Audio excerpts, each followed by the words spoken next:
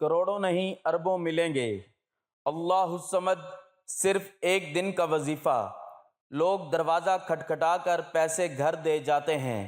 بسم اللہ الرحمن الرحیم۔ محترم ناظرین، یہ وظیفہ کرتے ہی اللہ پاک نے چاہا تو آپ کی جھولی میں اتنی دولت آئے گی، اتنا پیسہ آپ کو ملے گا کہ آپ کو سنبھالنا مشکل ہو جائے گا۔ پیسے کو سنبھال سکتے ہو تو ہی یہ وظیفہ پڑھ لینا، پیسہ آپ کو خود ڈھونڈتے ہوئے آئے گا۔ آپ اپنے ارد گرد کئی ایسے لوگ دیکھتے ہوں گے جو راتوں رات کروڑ پتی، اربوں پتی بن گئے۔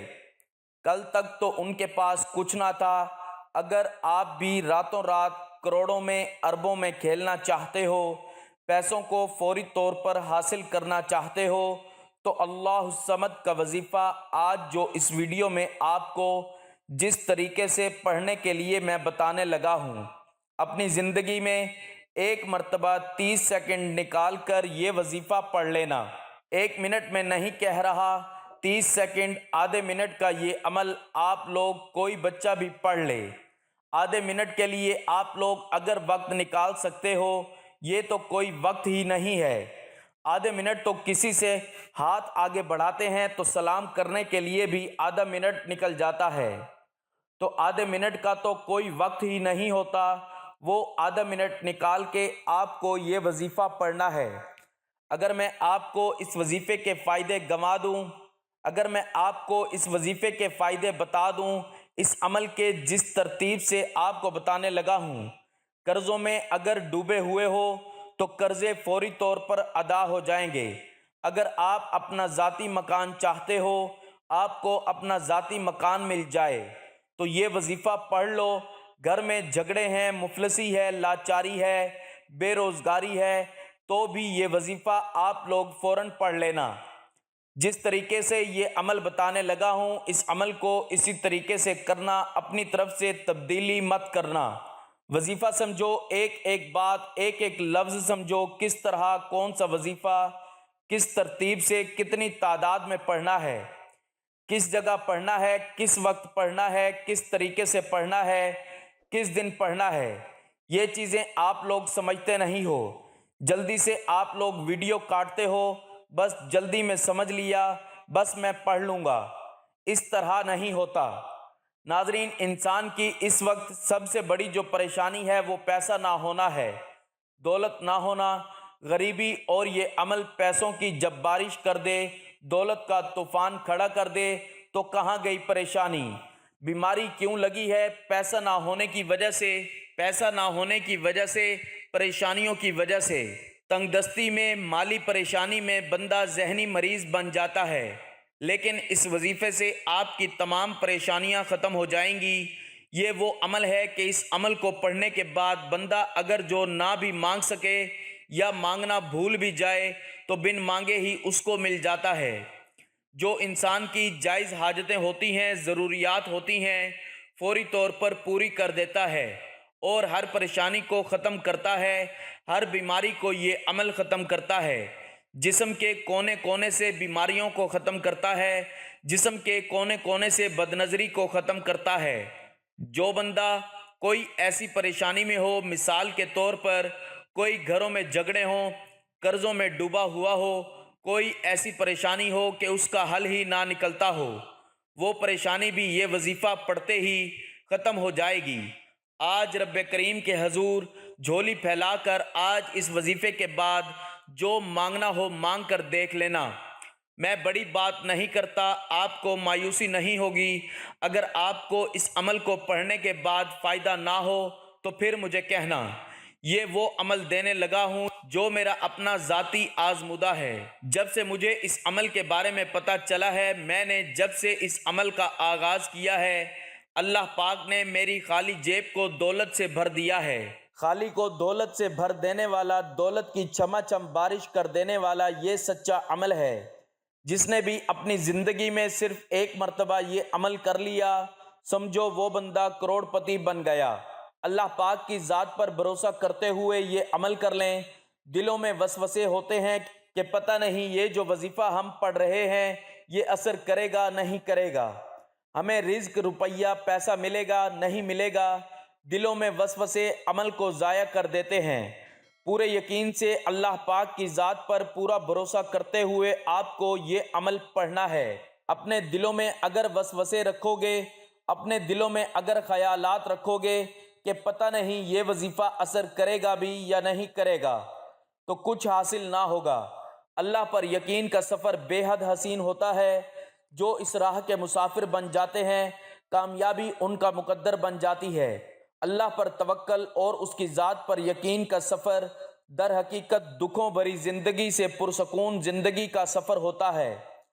اللہ پر یقین کرنے والوں کو سکون قلب کی نعمت میسر ہوتی ہے، کیونکہ ان کا یقین ایسی ہستی پر ہوتا ہے جو اس پوری دنیا کا بادشاہ اور پالن ہار ہے، جو انسان و حیوان، فضا میں اڑنے والے پرندوں، زمین پر بہتے ہوئے دریاؤ سمندر، بہتے ہوئے پانی میں تیرتی ہوئی رنگ برنگی مچھلیوں، حتیٰ کہ اس زمین پر چلتی ہوئی چھوٹی سی چیونٹیوں کا بھی مالک اور پروردگار ہے، جس کے حکم کن فیکن سے مقدر بدل جایا کرتے ہیں۔ اور جانتے ہو یقین کیا ہے؟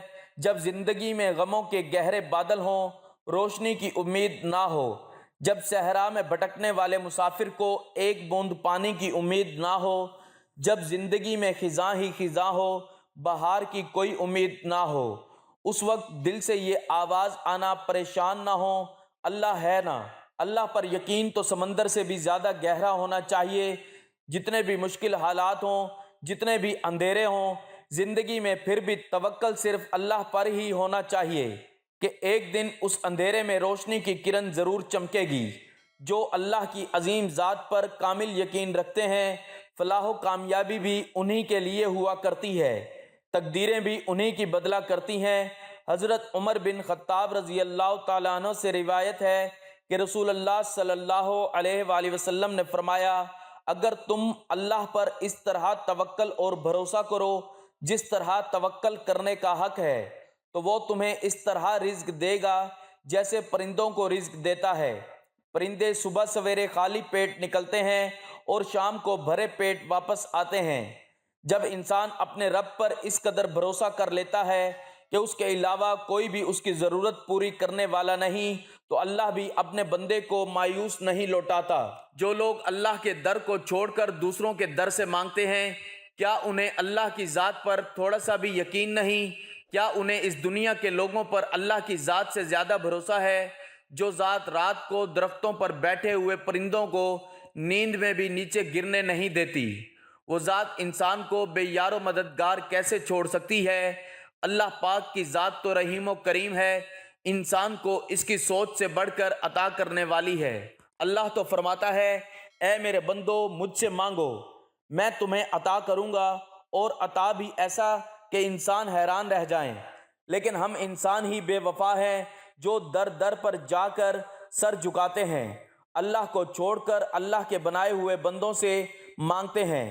اللہ پر یقین کے معاملے میں زیادہ سوچا مت کرو، آنکھیں بند کر کے یقین کر لیا کرو، کیونکہ یہی وہ راستہ ہے جہاں فلاح و کامیابی نصیب ہوتی ہے، یہی وہ راستہ ہے جہاں پر کامیابی انسان کا مقدر بن جاتی ہے، یہی وہ راستہ ہے جہاں دنیا و آخرت سنور جاتی ہے۔ اللہ تو قادر مطلق اور بے نیاز ہے، انسان کی سب خواہشات پوری کرنے پر قادر، بس اللہ کی ذات پر کامل یقین ہونا چاہیے۔ اللہ کی ذات پر یقین حضرت ابراہیم علیہ السلام جیسا ہونا چاہیے جن کے توکل کے ذریعے آگ ٹھنڈی کر دی گئی۔ اللہ پر توکل حضرت موسیٰ علیہ السلام جیسا ہونا چاہیے جو دریا میں بھی راستہ بنوا دیتا ہے۔ اللہ پر توکل تو یوسف علیہ السلام کو یعقوب علیہ السلام سے ملوا دیتا ہے۔ اللہ پر توکل تو شدید طوفان میں بھی کشتی نوح پار لگا دیتا ہے۔ تو کیا ہم اپنے رب پر توکل نہیں کریں گے جو ناممکن کو ممکن کرنے کی قدرت رکھتا ہے؟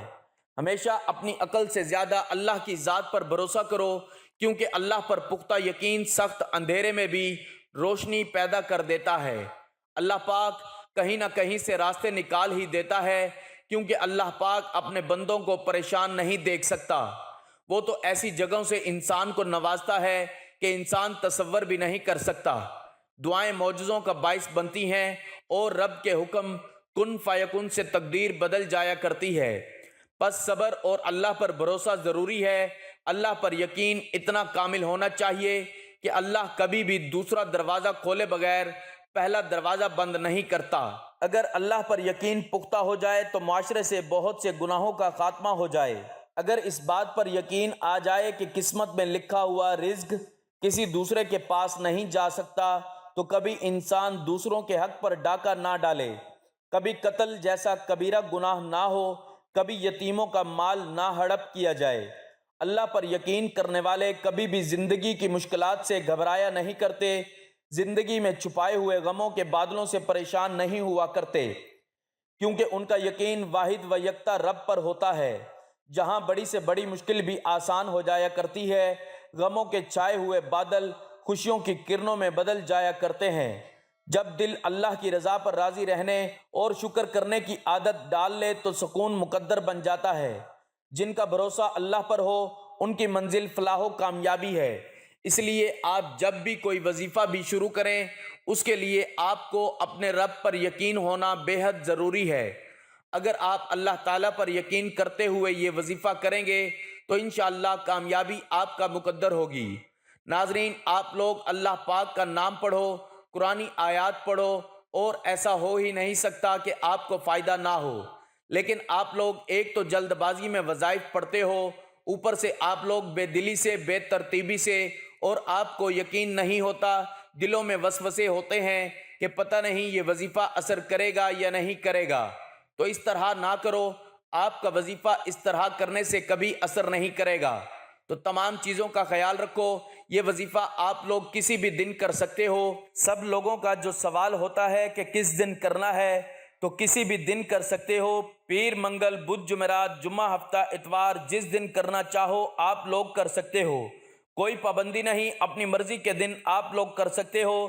چاہو تو ایک دن کرو، ایک ہی دن میں آپ کی پوری زندگی کے لیے یہ وظیفہ کافی ہے۔ لیکن بہت سے لوگوں کو اس وظیفے سے فوری طور پر جب فائدہ ہوتا ہے تو وہ پھر دوبارہ بھی کرنا چاہتے ہیں۔ وہ پوچھتے ہیں کیا ہم روزانہ پڑھ سکتے ہیں؟ تو جی ہاں، آپ لوگ پڑھ سکتے ہو، کوئی پابندی نہیں، لیکن آپ کو دوسرے دن پڑھنے کی ضرورت ہی نہیں پڑے گی۔ ایک ہی دن میں آپ کی قسمت اللہ پاک نے چاہا تو بدل جائے گی۔ آج آپ کو وہ وظیفہ بتانے لگا ہوں۔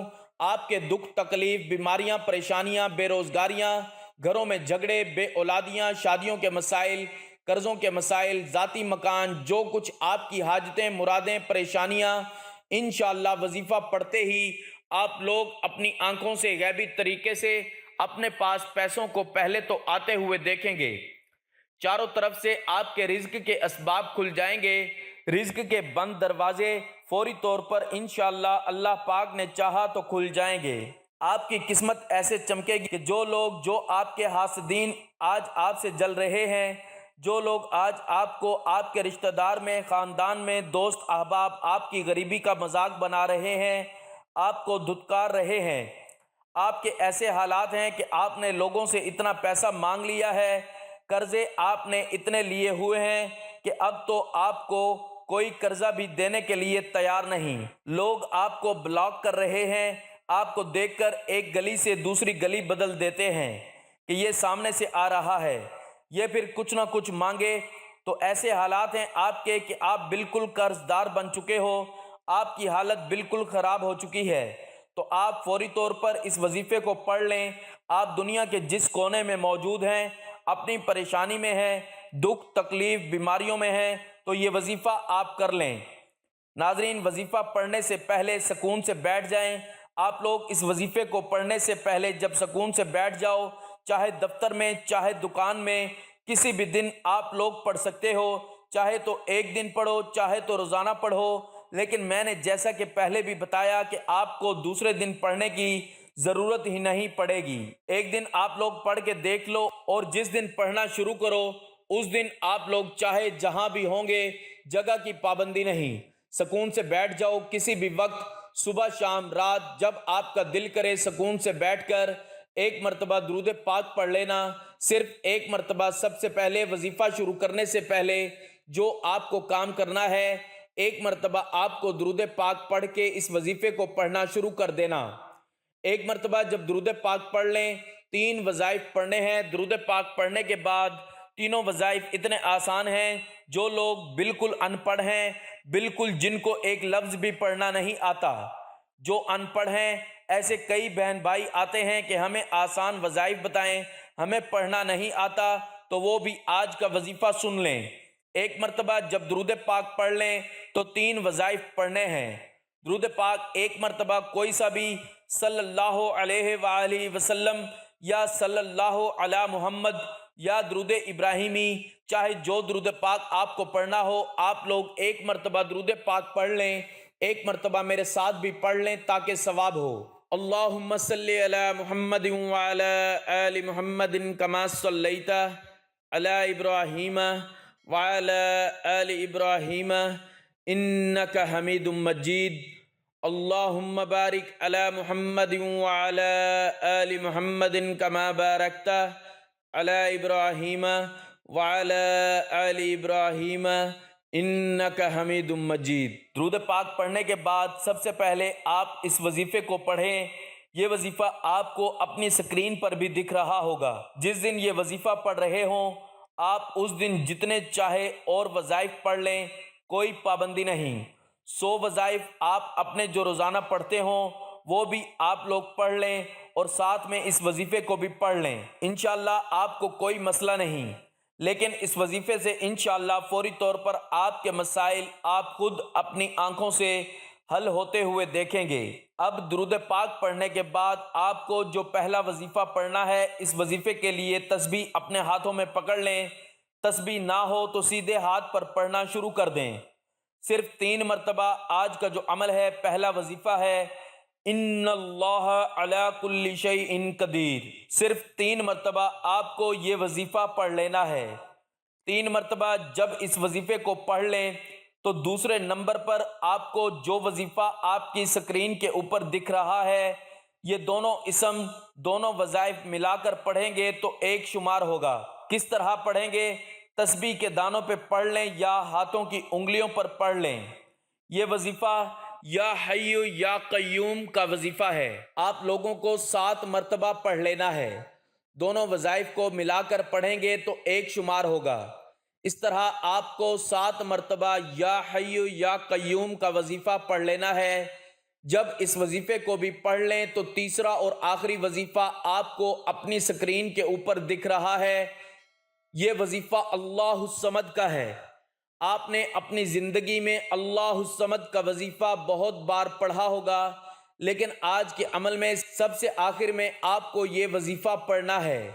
اس وظیفے کے لیے بھی آپ لوگ اپنے ہاتھ میں ایک تسبیح پکڑ لیں، نہیں تو سیدھے ہاتھ پر اس وظیفے کو پڑھنا شروع کر دیں۔ اللہ الصمد، اللہ الصمد، اللہ الصمد کا وظیفہ آپ لوگوں کو سب سے آخر میں 33 مرتبہ آپ کو یہ وظیفہ سب سے آخر میں پڑھنا ہے، اور اس کے بعد آپ لوگوں کو درود پاک پڑھنا ہے۔ جو درود پاک شروع میں پڑھا تھا، اور اپنے دونوں ہاتھوں پر دم کر لیں، پھونک مار لیں، اور دونوں ہاتھوں کو اپنے چہرے پر، اپنے سینے پر، اپنی پیشانی پر پھیر لیں۔